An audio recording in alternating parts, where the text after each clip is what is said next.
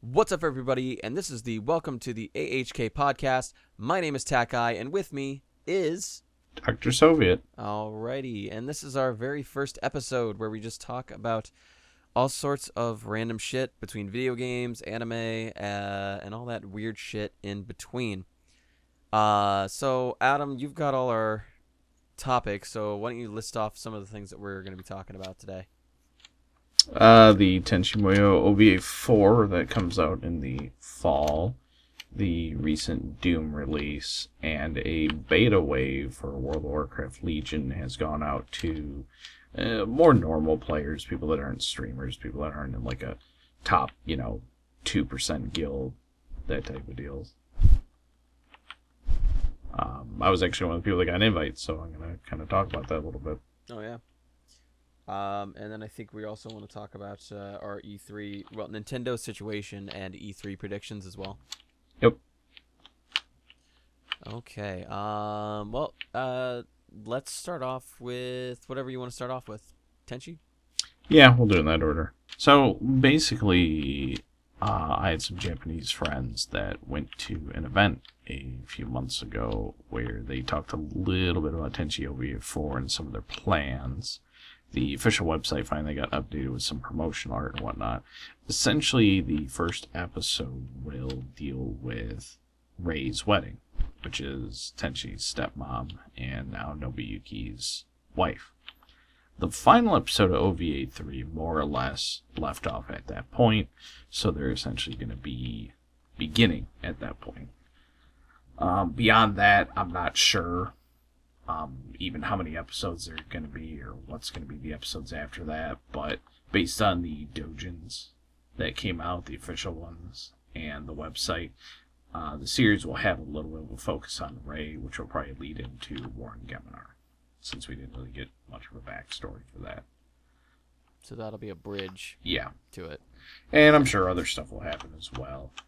But yeah, there's really not a whole lot more going on with that. It's just like speculation at this point. Essentially. Yeah. As some people know, some people may not know that there was a 54 episode, 4 minute series of Tenchi. That was like one of the latest things that came from the franchise after War on Geminar in 2012. It is and Tenchi. It featured, Tenchi, yeah, and it had character redesigns for a lot of the old characters, and so you have to wonder what the art style is going to look like for these new OVAs. It won't be that, because Tenchi had a different production team. It's not really part of any of the different series. Like, as an example, Tenchi Universe kind of has its own series. It'll go Tenchi Universe, the first movie, the third movie, and then there was a doujin that was also a sequel to that. This is kind of standalone. Half the characters in it were based on a Japanese folklore tale, which I'm not completely familiar with. And it only got funding because it also promoted a certain city in Japan, which is not uncommon with anime nowadays. But, yeah, some people liked it. Not a lot of people liked it. I only say that because Blu-ray sales did fall below the Manabi line. That may have actually ended up being profitable for them, considering how short the series really is, because they're only 5-minute episodes. Push them all together, maybe 24 episodes in total. Well, you can do, in terms of actual animation time, it was probably 3.5 minutes, because you have the same intro outro that plays. So you can multiply that by 50, I think, and 20, usually 22-minute episodes. Yeah, all that math. Oh, they're not even 22 minutes. Be about, well, I mean, for a regular anime episode. So yeah, I would assume so. At that point, it'd be 12 or 13. Yeah, it ended up being 3 or 4 episodes worth or something like that. Hopefully, this is kind of a way for Kajishima to get a handle on the Tenchi universe, because I feel like it's just kind of gone off the rails. A lot of spin-offs, a lot of things that people aren't sure where it fits, if it even does fit. Maybe making a an official, not an official, but an unofficial timeline would be a good thing for your website. We do have one. We'll have to add to it more because now Duel has an official connection to the Tenchiverse, or essentially Duel is the prehistoric civilization that they talk about. So, meaning that, like, it's really weird because it's not 100% clear, but after the worlds merged in Duel, that world became what the current one is. Mm-hmm. So, Earth, the Earth that they're talking about, did originate somewhere else, and the Earth that Tenchi is on may have been like an artificially created one that was essentially just a copy of some sort. It may have been that people got the ideas for like Egypt and the Statue of Liberty and all those types of monuments from the astral plane. Because I guess when people die, their memories are stored there, and other souls that are living can kind of like see it or something. It's very hard. It's really weird. It's very hard to explain because they're all in novels that aren't translated. I mean, this is probably a direct continuation of OVA 3. I'm not exactly sure when OVA 3 originally aired. Was that? It was 2003, and the last episode was in 2005. It was like an OVA special. Oh, okay. So it's like it's been about 11 years. Okay. Yeah, it's. Well, no, it's. Yeah, it's been about that. Yeah. Well, we'll see. We'll definitely report details as they come in. Personally, I am actually really excited to see what the art style looks like, especially in 2016, 2017, whatever. It ought to be super interesting.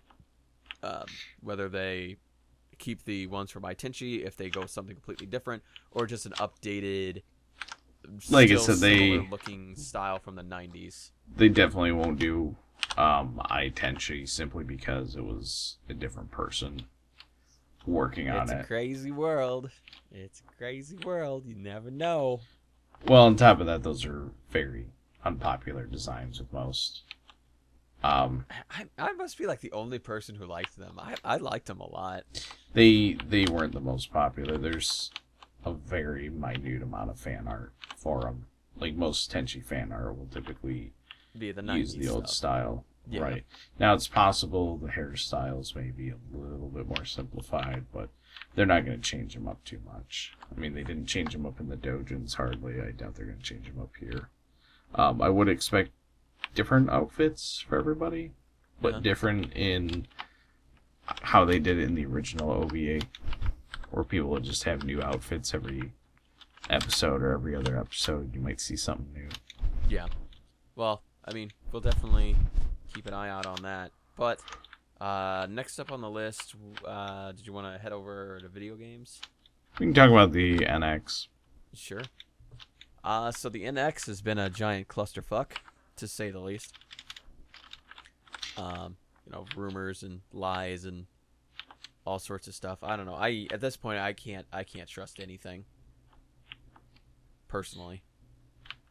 Yeah, and it's really, again, it's Nintendo's fault for kind of handling the NX the way that they're doing it. I mean, typically when you announce a console, people expect to be able to see it, see some of the features, maybe not necessarily see any games right away, but there's some basic info that we would like to see about the NX, and it's bad, and not that I'm simply impatient and want to see it, but people gotta look at it this way.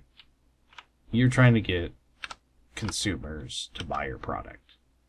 Something that is less than a year away. It's supposed to come out in March. Well, we're going to be heading into June pretty soon here.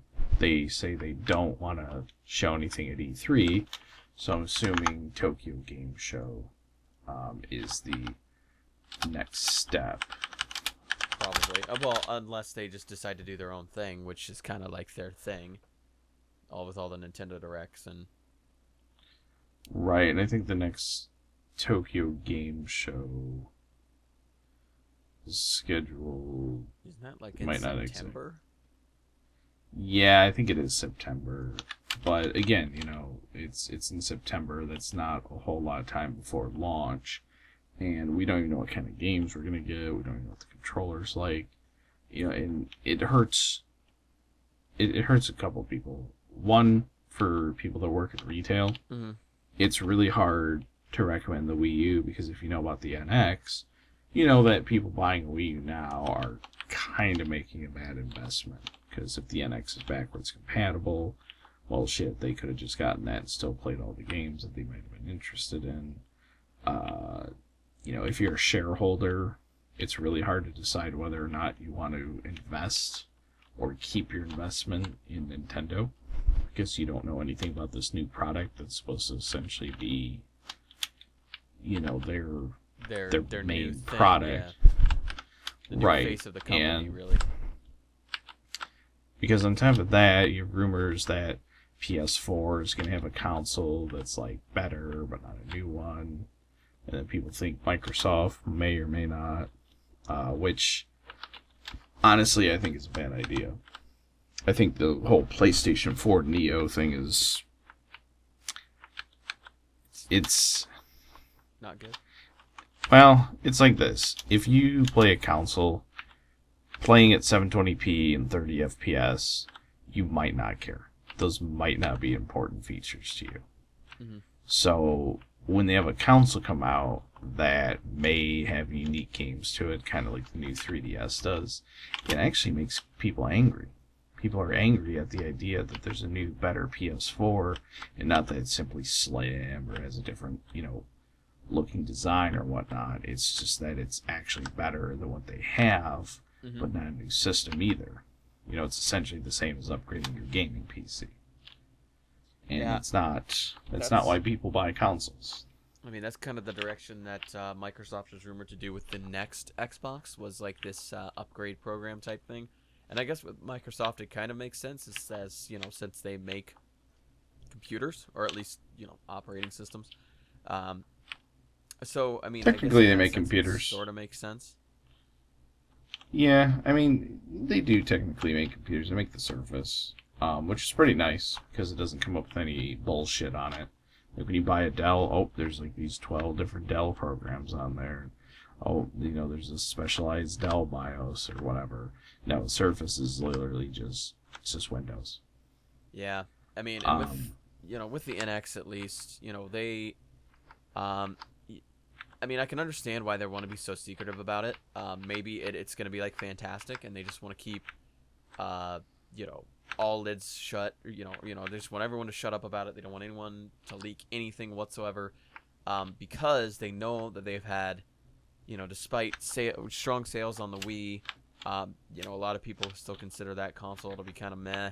And then the Wii U came around, and those sales were not very good. I mean, I personally love the Wii U's library. I always thought it was great.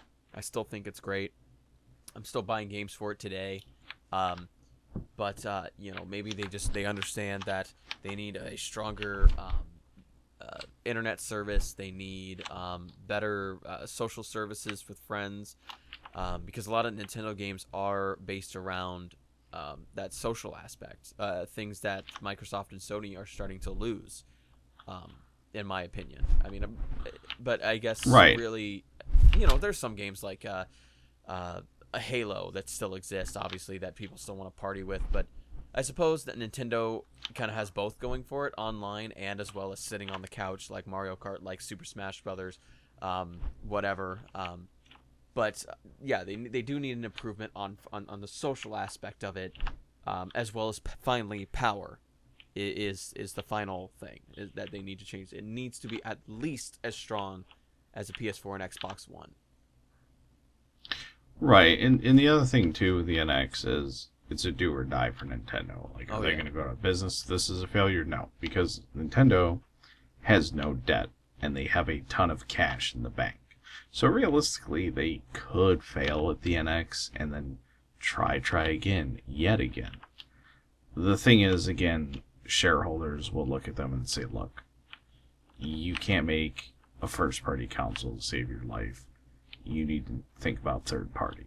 which realistically, for gamers in general, would really not be a bad idea at all. I mean, it'd be really weird seeing a Mario game on a PlayStation system and Well, the maybe, kind of interactions that'll be with that and other titles or whatnot. But, really, it's not the end of the world if they fail. I If mean, they they do might good, just stick cool. with handhelds. I mean, you know how well the 3DS is sold. That's hard to say because time over time, yes, the 3DS is popular. I mean, even the Vita is the third best-selling console in Japan. But that's the Japanese market. The US market, most people don't like the idea of having something other than their phone with them. Nobody wants to have a gaming console and then their phone. They'd rather just have their phone. That's just the way the trend is. And I know a lot of people out there like, fuck that, I'll have all three. Mm-hmm. And and that's fine. Like, people think that's nerdy. Steve Wozniak, one of the co-founders of Apple, the guy that Steve Jobs fired after he took all his ideas. Mm-hmm. He has 3 phones on him. He's got an Android, he's got an iPhone, and then he's got like a regular flip phone for like basic stuff. Mm-hmm. But again, most people don't do that.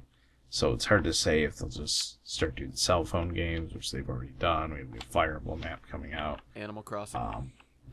Yep, Animal Crossing. But the NX, they got to start directly competing with Sony and Microsoft, which they definitely can do. They have the best, arguably the best, first-party lineup. Uncharted for PlayStation, yeah, it's one of their bigger ones, but they're games that you spend $60 on, you play through once, that's it. Nintendo game, you're probably going to replay that.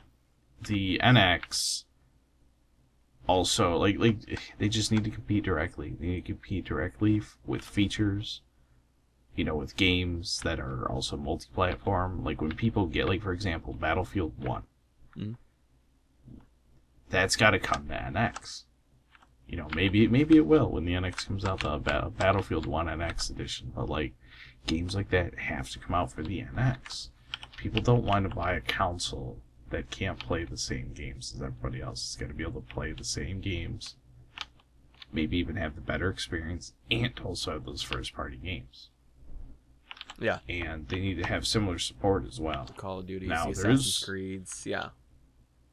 Now, there is kind of a little bit of a problem. I know for people that play console that when a game like Battlefield 1 comes out, sometimes they have to choose what friends they want to play with. Oh, so-and-so wants to get it, but they have an Xbox. Well, these people want to get it, but they have a PlayStation.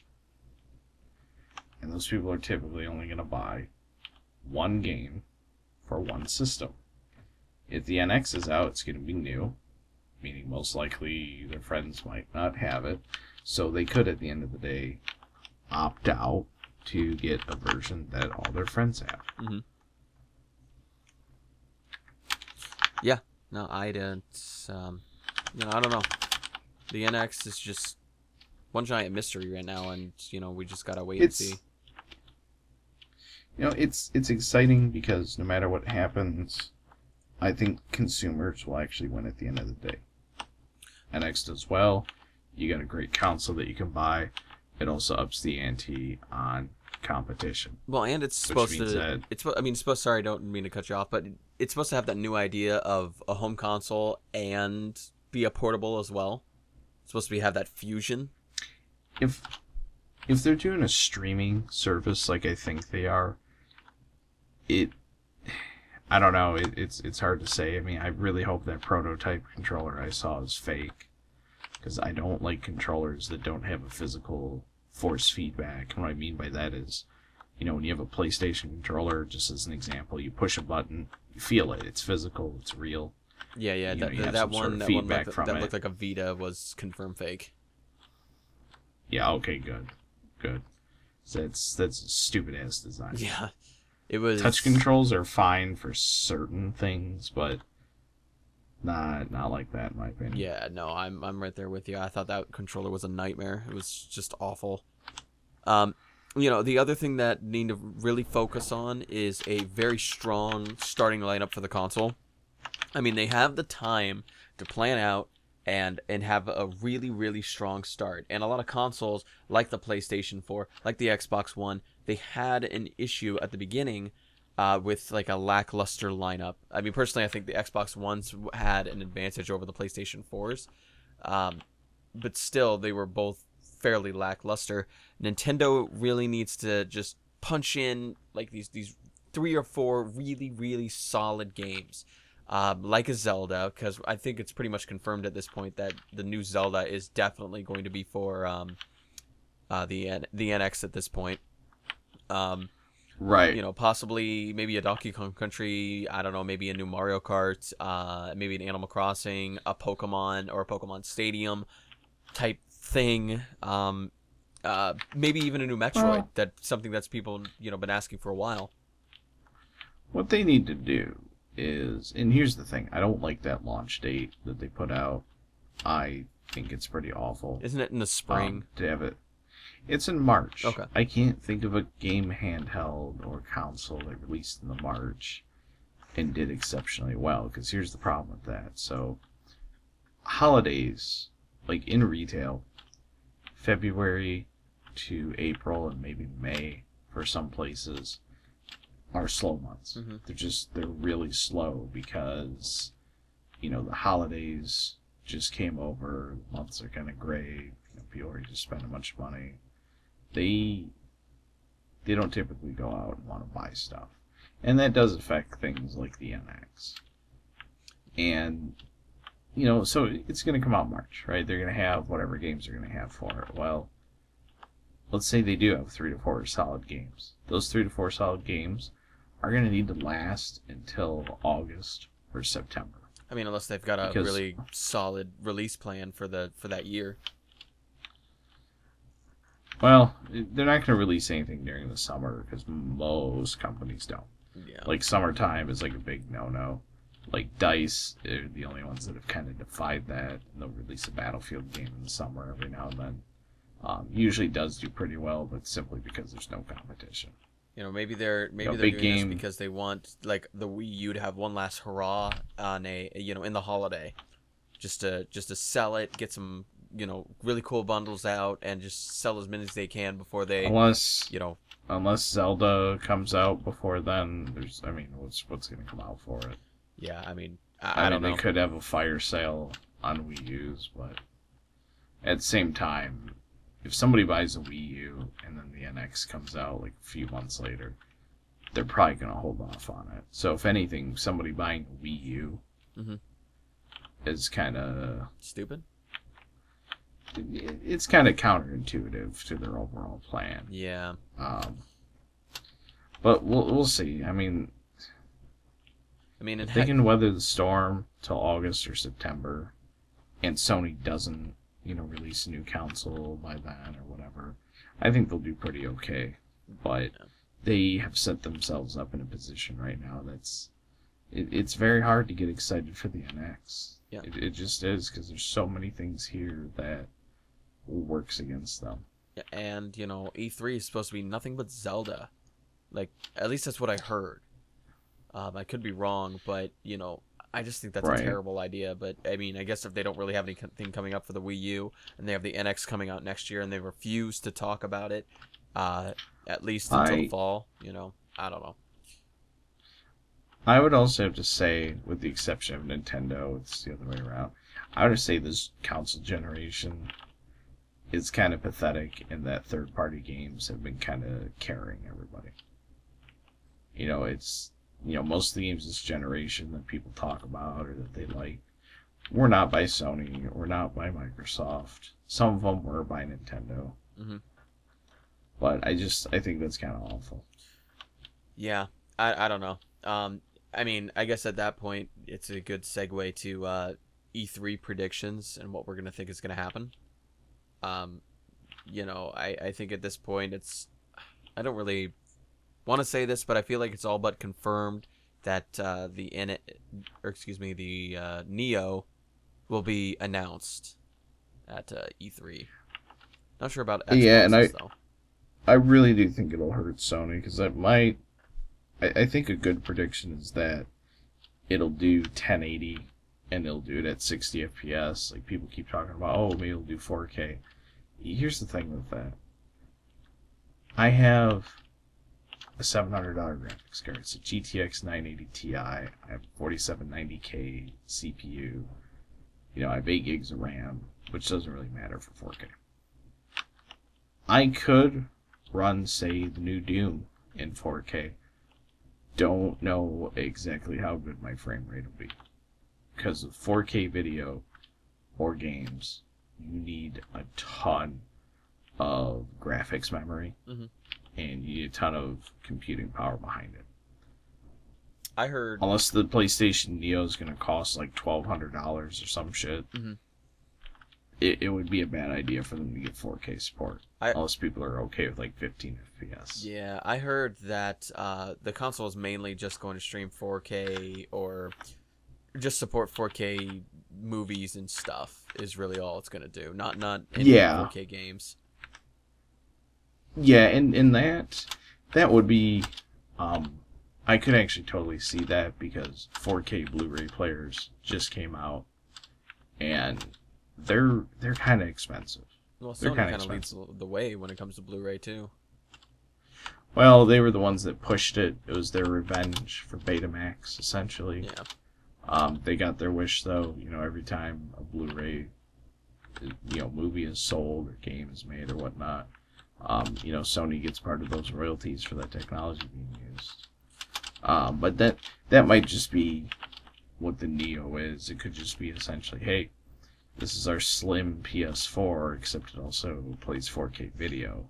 I can also see it just like specifically being built also for locking in 1080p 60 guaranteed every game. They could. I do see that making some Sony fans angry though, because they're gonna want that, but they're not gonna want to have to pay for a new console either. Yeah. No, And that's true. on top of that, people are gonna feel like that by them owning the older console that they're getting the inferior experience. Oh yeah, because there's a people newer definitely model. feel that. There's going to be a huge rift in that community, because I mean, if you ever go to any website, any YouTube video or whatever, when it comes to console wars and stuff, you always see PlayStation 4 owners attacking Xbox One people and vice versa. But yeah, there's going to be huge rift in the community when and if this happens, which is pretty much guaranteed at this point. Yeah, unless Sony guarantees something for them, like maybe shit, I don't even know. Maybe like trade in your PS4 to them and get it like 25% off or something. Other than that, no, I have Well, no idea. that's more retailers Yeah. that would have to figure that out. I don't know if they do either. Like, I was thinking about that for the NX as well. As like, if I'm a Wii U owner, it'd be cool if I got like $100, like Nintendo store credit or some shit. Hmm. But yeah, I don't think E3 is gonna really be that great. I don't see Microsoft really having anything to talk about.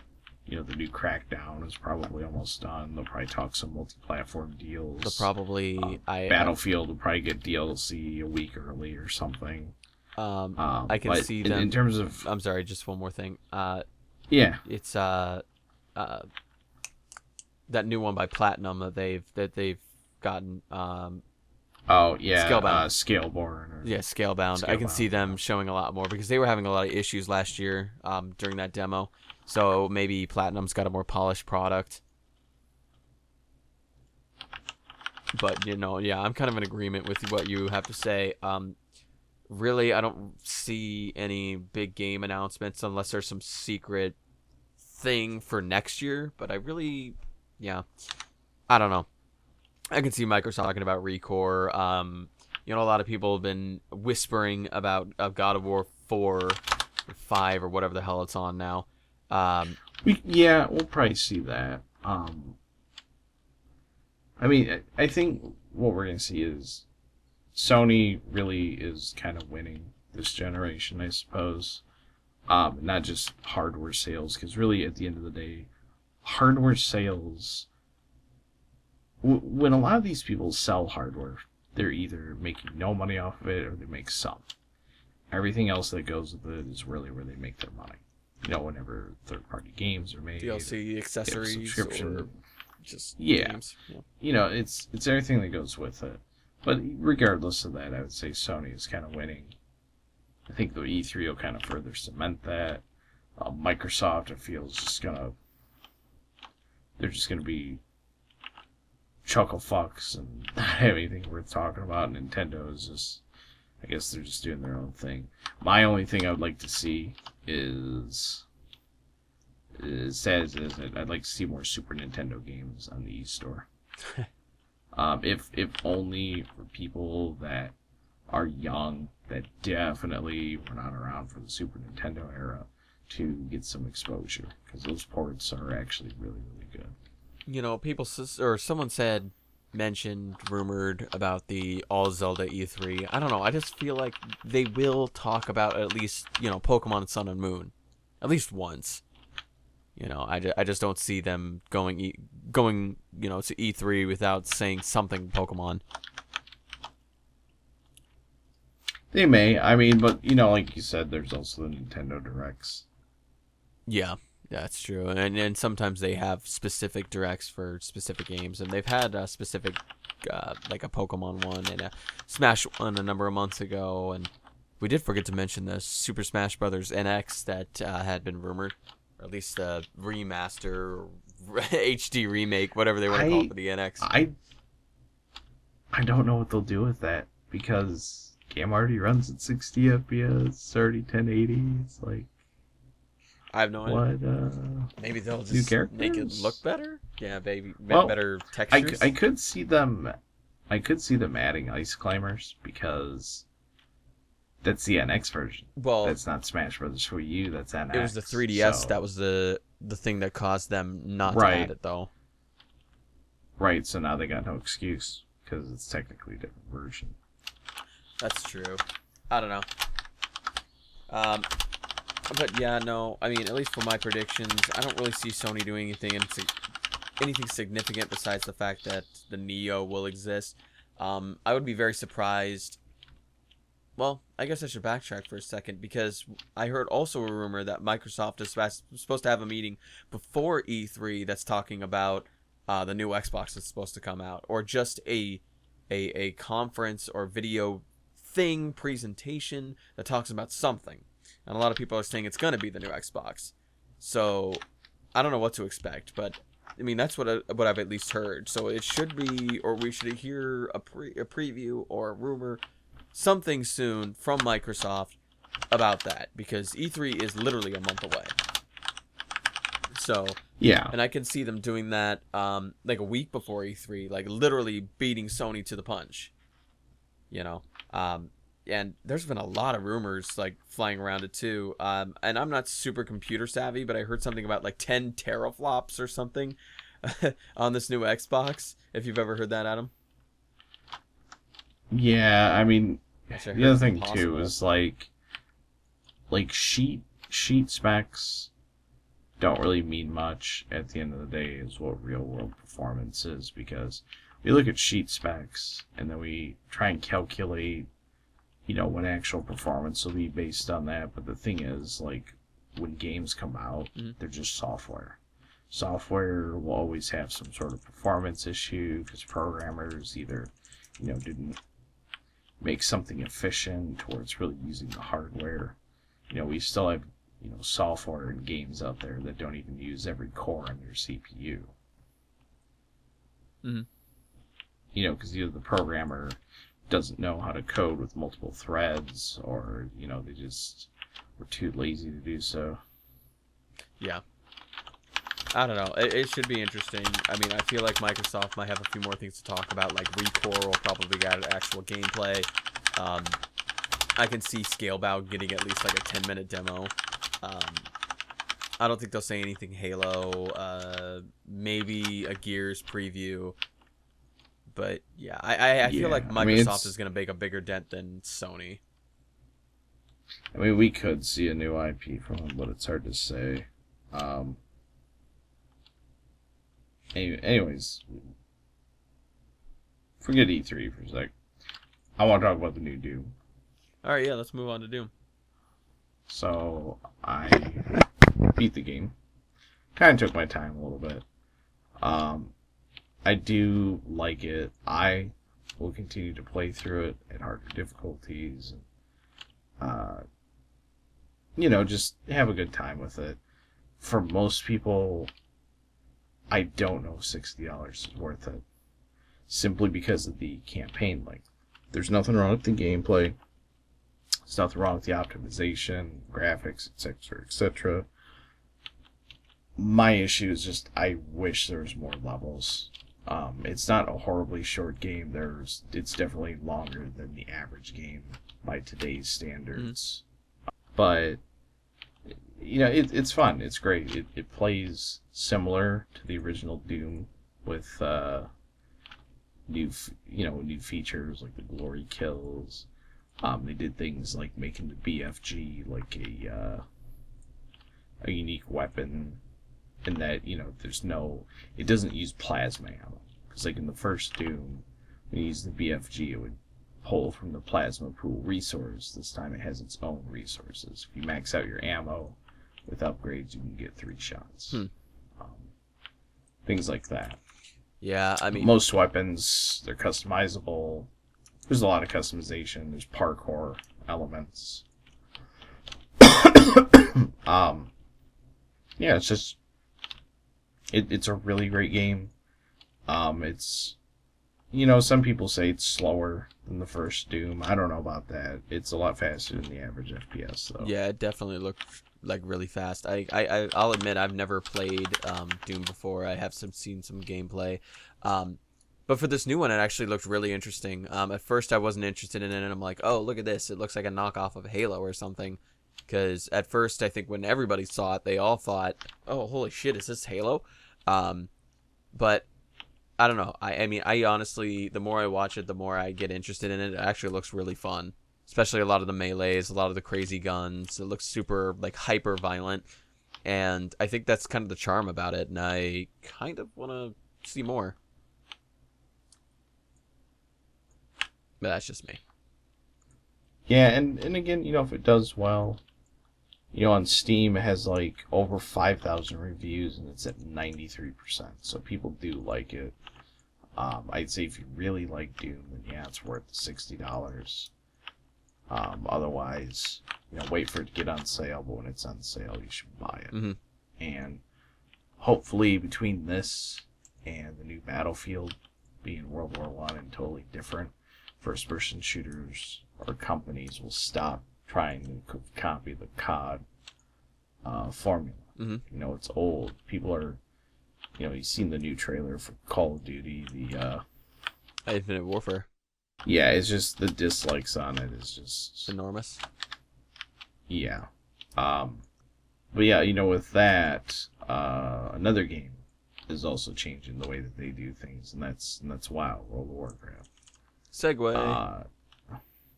Yeah, like a lot of people or developers, games have been getting more and more casual. Mm-hmm. They get more and more simplified. And WoW with Warlords of Draenor got to that point where even the most casual player is getting bored. They have nothing to do. The way that people deal damage with their character, it's too simple, it's boring. Mm-hmm. There's no actual skill or management involved. And I feel like a lot of other games have been doing that too. But, first-person shooters are getting some new stuff, and Legion is doing that as well. What Blizzard essentially had to do is they had to bring people from the Diablo 3 team and throw them on the WoW team. So Legion ends up being a very different game. Rotations are better. Just everything in general is better, and it's more complex. It's more depth. So you're liking it then? Yeah, I mean, I like it. All my, I have a ton of friends on Battle.net, and they all like it. Specializations for certain classes that I thought were trash or boring are a lot of fun. Like one of the most boring just kind of uninspired specs in the game was Combat Rogue. It was just really basic. Spells were basic. There's nothing exciting about it.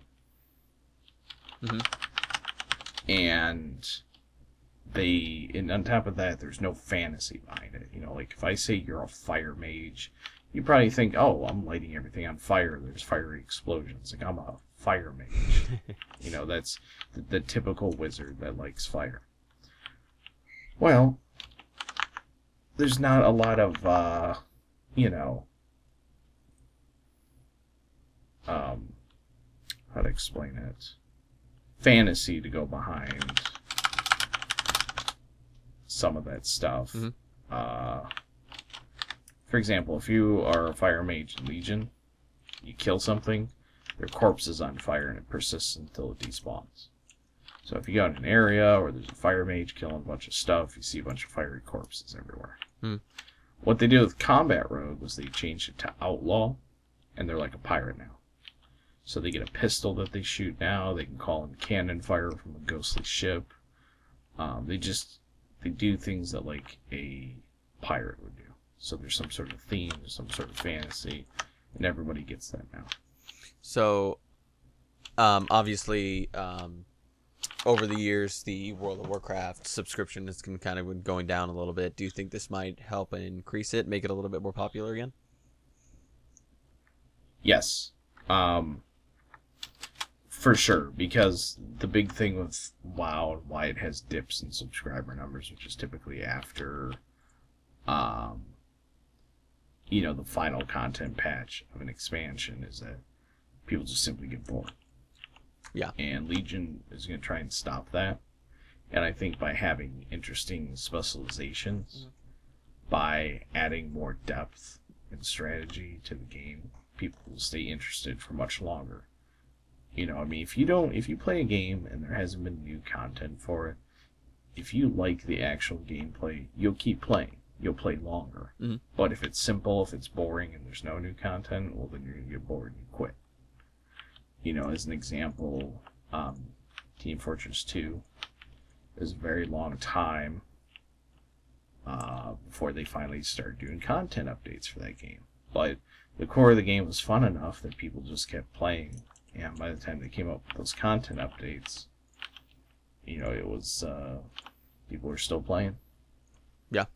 But on top of that, the lore, you know, in this time in the story, all the lore characters, like everybody on Azeroth, and even people in an alternate universe, are coming to stop the Legion. Like, literally every faction is here. You know, this is the Crisis on Infinite Earths for a while. This is the Secret Wars for Marvel, if you will. Where everybody's coming together to fight a single threat because it is literally that bad. Wow. That actually sounds kind of badass. And, you know, people are dying. You know, WoW has had, you know, a lot of quests, a lot of story where you use the player, you just win. You just keep winning. You know, nothing super bad ever really happens. You know, no lore characters really die. And in Legion, you might have completed the quest, but something bad still really happened. You know, if you're a demon hunter, your starting zone experience is failure. You literally go to Legion World, you steal this keystone that you use to fight the Legion, you go back to the Black Temple. Well, that was the time period when the Black Temple was being raided. So when they come back to the Black Temple, they get captured and imprisoned. So, but, you know, really, it makes for a better story. Because when you're doing these quests, when you're doing these stories, and this goes for any game, if you're always winning all the time, then you already know it's going to happen. You're going to know you're going to win. You're going to know nothing really bad happens. You know, it's like a Saturday morning cartoon. After a while, you stop watching. Right. You know, the day can only get saved so many times before you're just sick of it. Well, I mean, it definitely sounds really cool, especially how you put it with Marvel, like the equivalent of Marvel Secret Wars. Oh yeah, I mean, even have the Death Knights of Icarus, which used to serve the Lich King. They want to bring back the four horsemen of the apocalypse that the Scourge originally made. They want to make their own version of it because they knew that they were so badass that they could take on the Legion as well. Mm-hmm. You know, it's these four overpowered Death Knights essentially that command, you know, death and disease and all this to use against demons to destroy them. You know, it's essentially, hey, we're kind of evil and almost like bad guys, but these guys are even worse. You know, even the new Lich King himself helps players. Even the old gods, which technically are worse than Legion, will try and stop them. And the old gods pretty much hate everything that's alive. Yeah. Well, I mean, it definitely sounds interesting, and hopefully it keeps things fresh and interesting in the game. Fresh and interesting, I should say. I think I will, because, you know, like Nintendo with the NX, for Blizzard, this is do or die. Yeah. World of Warcraft is the most popular MMO of all time.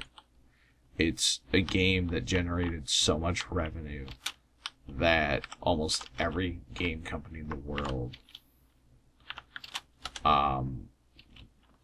wanted to have a game like theirs. You know, Gabe Newell said the goal for game developers right now is to be World of Warcraft. You know, you get 10 million subscribers.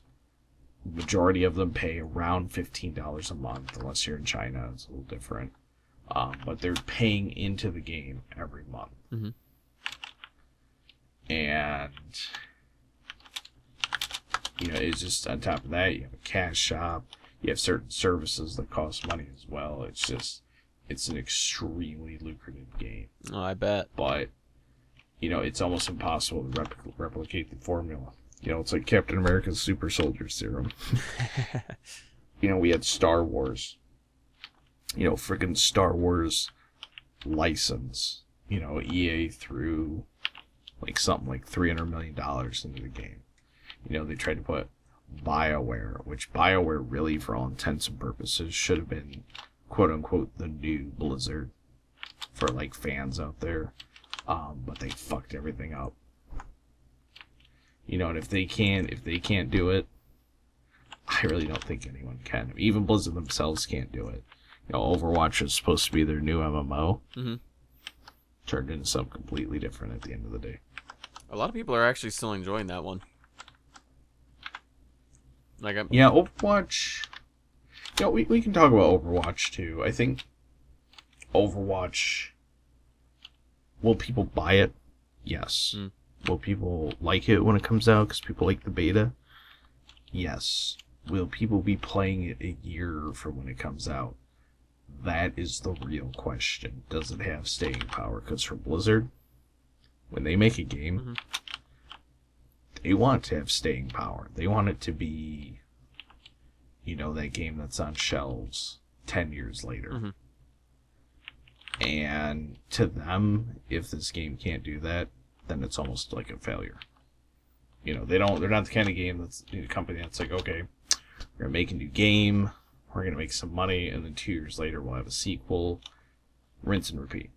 No, they want to put out a game. They might put out an expansion or two, and then it might be 10 years. Yeah, and then it might be like 10 years before you get a sequel. You know, World of Warcraft is kind of that exception because it's an MMO, it's persistent, but StarCraft came out in, I want to say 97, 98. Mm-hmm. StarCraft 2 came out when? 2009, I want to say. Mm-hmm. About 10 years later. Wow. Yeah. Same thing with StarCraft 3. If we ever have one, it'll probably be like 2020 or 2021. Yeah. No, and, you know, a lot of people were kind of complaining about that Overwatch didn't have a campaign.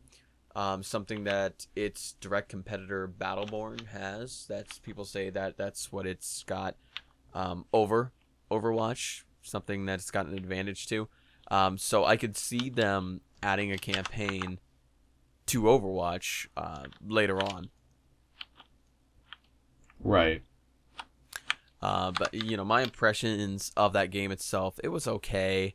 Originally, I actually kind of enjoyed it. It's pretty fast-paced, lots of different characters. But, like, my second day, I just couldn't do anything. Like, I'm gonna admit, I'm not the best gamer in the world, but I was having a lot of struggles and continuously got one-shotted. And everybody was whoring all these overpowered characters like Bastion. I think Junkrat's really overpowered. I think Roadhog is also overpowered, and even McCree's a little overpowered as well. It's well, they have cheese abilities. I mean, my main concern with Overwatch is it's not so much a first-person shooter as it is a MOBA.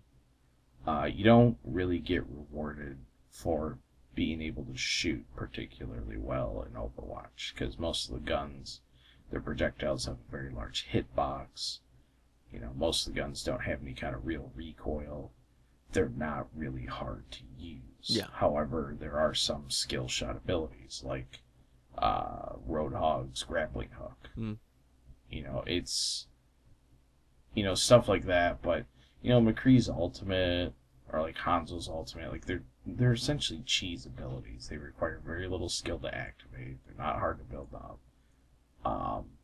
And it's fun for the person who uses them, but not for the people who get hit. Again, I want to bring up something that Gabe Newell said, and I think it was in one of the TF2 commentary maps or whatnot. Basically, players don't like being put in situations, and this is for every game, that's what he was talking about, where they feel helpless. Like in World of Warcraft, it stuns.